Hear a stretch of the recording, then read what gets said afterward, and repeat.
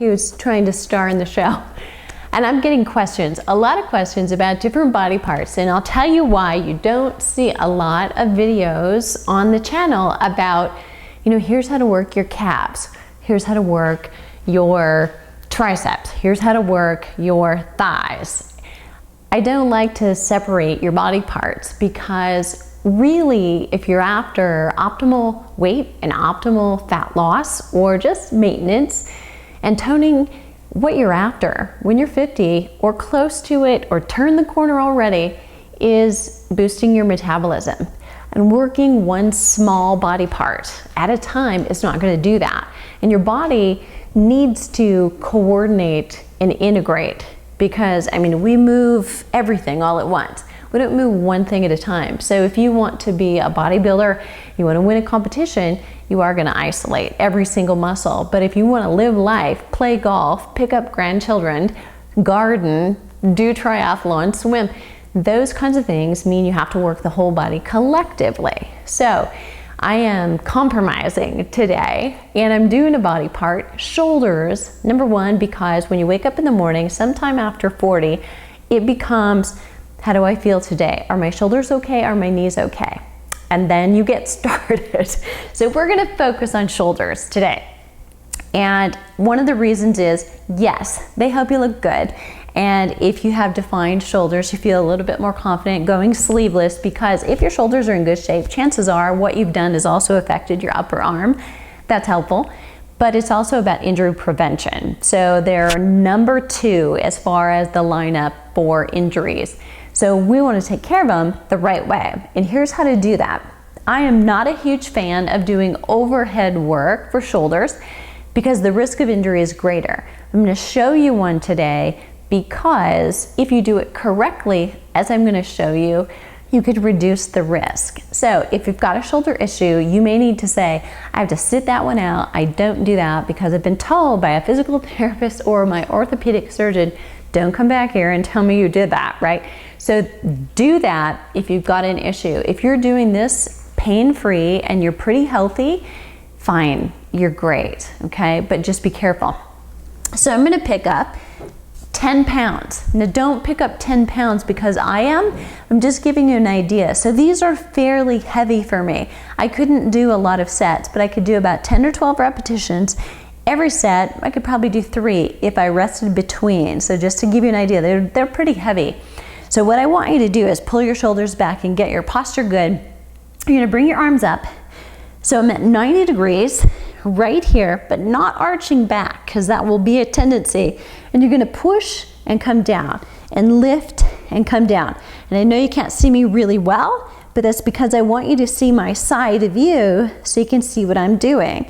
So we're gonna go 4 and push, and 5, and it's a push, come back down, 6, and lift, 7, lift, 8, press up, 9, now my weights are getting fatiguing, 10, and up. So you gotta know when to stop.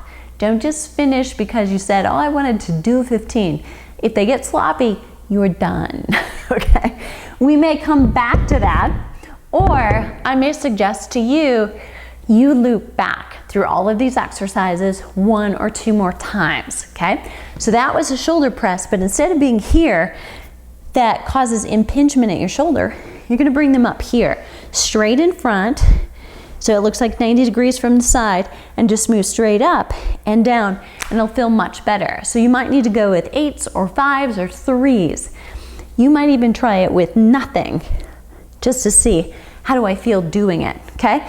Next exercise, we're gonna do front raises.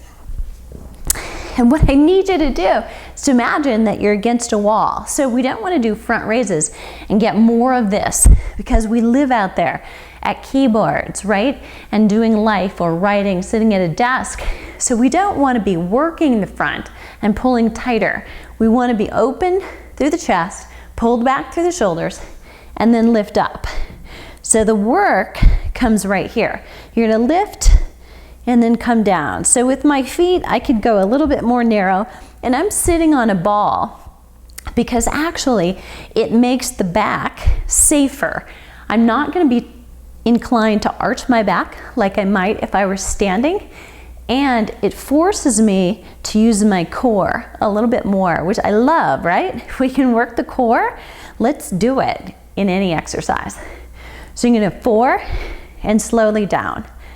5, release it down. 6 and down. 7 and down. Now think about what weight you have right now. 8 and down. So this feels heavy to me.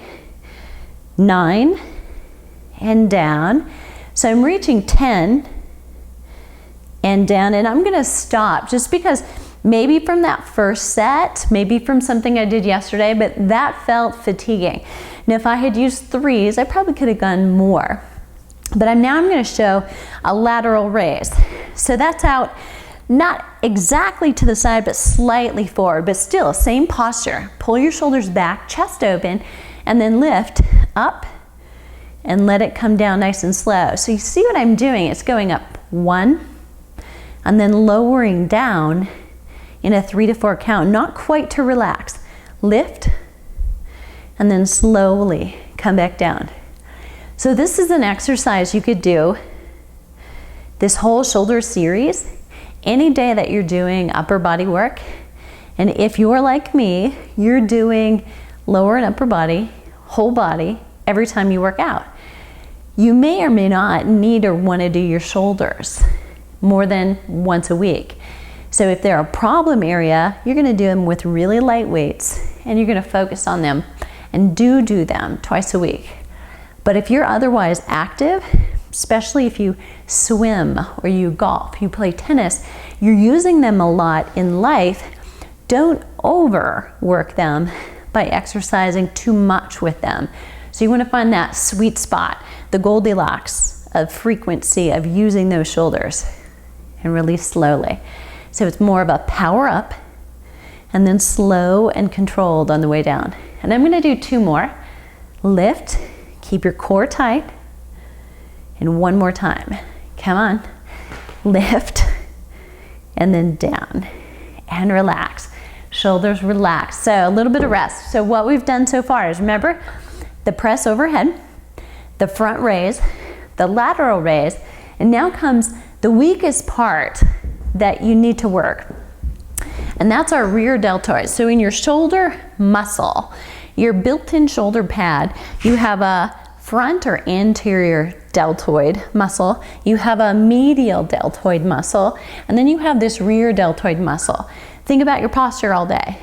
We're here, so really the deltoid that's probably the weakest is that rear one. So focus on that one, and you might decide, maybe I'll do the press here and just that rear deltoid if you really struggle with posture. So some professions, if you spend a lot of time like this, may need to do that and leave the other ones alone until you feel like you're open a little bit more and focus more on stretching this muscle. So here we go. You're going to either sit and lean forward right at your hip, or you can use a bench and put it at an incline and lean down on it and just put your belly on it so you don't have to concentrate on holding tight. So my core is going to get a lot of work here too.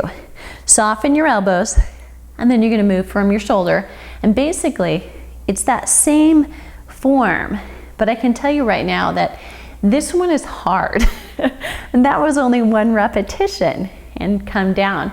So if you find that you do the front and you do the lateral raise with a weight that you can't do for your rear deltoid, you probably need to really focus on this rear deltoid and don't grab a smaller weight. Instead, keep your rear deltoid determining what weight you're going to use. You don't want those other 2 stronger than the rear. Lift and lower down. Try to keep your neck relaxed, and if you can strengthen your rear deltoid and those other muscles right across your upper back, if you ever have a tendency to get headaches and get tense up in your shoulders and neck, that may help you do that less frequently, because when the right muscles are strong, the wrong muscles don't have to take over and do jobs that they weren't meant to do. Lift up, come back down, raise up, come back down. You're giving me 2 more. You're doing this with me, right? Up and lower down. 1 more time. And release. Shrug your shoulders. And the next time you do this, what you might want to do is reverse the order. So once you get used to the exercises, start with that rear deltoid and then do the lateral and the front deltoid and do the overhead press. And that'll change things for you. But if you do the weakest muscles first, you'll notice that you're stronger even when you do them. So there you go. That's your shoulder workout. And you can do that twice a week with at least 48 hours in between. And I'll see you next time. Until then, if you really want some tone, check out Muscles in Minutes or the You Still Got It Girl video series.